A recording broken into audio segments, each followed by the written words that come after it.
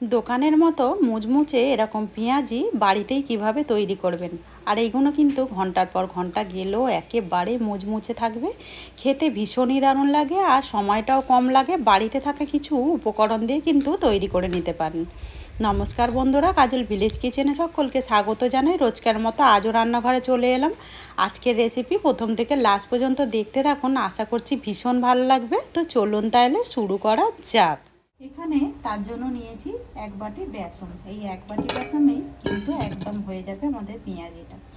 নিয়ে নেব একটা বাটির মধ্যে সমস্ত বেসনটাই নিয়ে নেব। দেবো রঙের জন্য হলুদ গুঁড়ো, আর ঝালের জন্য দিয়ে দেবো এখানে লঙ্কার গুঁড়ো। একটু ঝাল ঝাল হলে খেতে কিন্তু ভীষণই দারুণ লাগবে। আর যেটা দিয়ে দেবো এখানে ভাজা মশলা, এখানে জিরে, ধনে, গরম মশলা আর শুকনো খোলায় ভালো করে নেড়ে ভেজে রেখেছিলাম। এবারে দিয়ে দেবো এখানে গোলমরিচ গুঁড়ো। এতে করে টেস্টটা কিন্তু দারুণ আসবে। এইভাবে একবার পেঁয়াজি করে খেয়ে দেখবে, খেতে ভীষণই দারুণ লাগে। দিয়ে দেবো স্বাদ মতো লবণ বা মাপ মতো লবণ। সমস্ত উপকরণগুলোকে একটু মিশিয়ে নেব। শুকনো উপকরণগুলোকেই আমি বেসনের সঙ্গে মিশিয়ে নিলাম। আর এইভাবে কিন্তু সুন্দর করে একটু মিশিয়ে নিতে হবে। এবারে এখানে অল্প অল্প করে জল দেব। খুব বেশি একেবারে জল দিয়ে দেবো না, আগে অল্প অল্প করে জল দিয়ে একটা থকথকে গোলা গুলে নিতে হবে। এইভাবে সুন্দর করে একটা থকথকে গোলা কিন্তু রেডি করে নিতে হবে।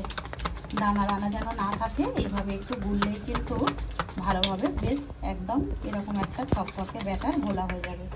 এবার এখানে দিয়ে দেবো, দেখো আগে থেকে পেঁয়াজকে আমি এইভাবে লম্বা আকারে কেটে নিয়েছি। আর দেখতেই পাচ্ছ পেঁয়াজগুলো কিন্তু লম্বা করেই কাটতে হবে। আর এটা একটু বড় সাইজের পেঁয়াজ, আমি এখানে 2টো পেঁয়াজের ব্যবহার করেছি। পেঁয়াজটাকে দিয়েও খুব ভালো করে আগে একটু মিশিয়ে নেব। সমস্ত উপকরণগুলোকেই দেখতে পাচ্ছ আমি এইভাবে মাখিয়ে নিয়েছি। বেসনের সঙ্গে সুন্দর করে মাখিয়ে নিতে হবে। এবারে লাস্টে যেটা দিয়ে দেবো একটু ধনেপাতা কোঁচানো। এটা একটু লাস্টেই দিচ্ছি যাতে করে না নরম হয়ে যায়, একদম ছোটাই থাকবে, দেখতে ভীষণই দারুণ লাগবে। একটু হাত দিয়ে ভালো করে একটু মিশিয়ে নেবো। এবারে ধনেপাতাটাকে দিয়েও খুব ভালো করে দেখো মিশিয়ে নিলাম। মেশানোর পরে দেখতে পাচ্ছ কতটা পেঁয়াজটাও কিন্তু নরম হয়ে গেছে। এবারে এখান থেকে এইভাবে অল্প করে তুলে নেব। আগে থেকে দেখো সাদা তেল কিন্তু গরম হতে বসিয়ে দিয়েছি আমি। এইভাবে অল্প করে তুলে নিয়ে এইভাবে খালি ছেড়ে দেব। তেলটা কিন্তু বেশ গরম হয়ে গেছে, গ্যাসটাকে আমি এই সময় একটু আস্তে করে দিয়েছি। আর এইগুলো সন্ধ্যাবেলা যেমন চায়ের সঙ্গে ভালো লাগবে, তেমনই আবার মুড়ির সঙ্গেও কিন্তু ভীষণ দারুণ লাগবে। আর এগুলো কতটা কম সময়ের মধ্যে হয়ে যায় সেটা কিন্তু আবার দেখতেই পাচ্ছ। আর বাড়িতে থাকা কয়েকটা উপকরণ দিয়ে যদি এরকম আমরা একটা টেস্টি পেঁয়াজি ভাজি, তাহলে কিন্তু খেতে ভীষণই দারুণ লাগে।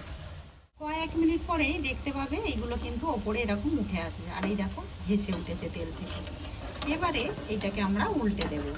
তো একে একে করে উল্টে দেব। তো আজকের রেসিপি আপনাদের কিরকম লাগছে অতি অবশ্যই কমেন্ট করে জানাবেন। এগুলোকেই আমি আবারও উল্টে দিব। আর এইভাবেই উল্টে দিতে হবে। এগুলো কিন্তু যখন ভাজার পরে তুলে নেবে একে একে কিন্তু আবারও ছেড়ে যাবে। আর এগুলো বেশ মুচমুচেও হয়। আর দেখতেই পাচ্ছ সুন্দর একটা কিন্তু কালার এসে গেছে। দেখো কতটা সুন্দর কালার এসেছে। আর ধনেপাতাগুলো দেবার কারণে কিন্তু আরো বেশি দেখতে ভালো লাগছে। দেখো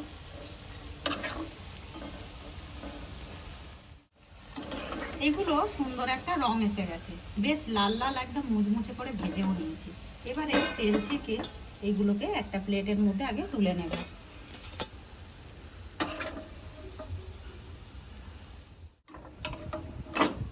সমস্তগুলোই তেল থেকে আগে তুলে নিলাম। আর এই দেখো দেখতে কতটা সুন্দর হয়েছে।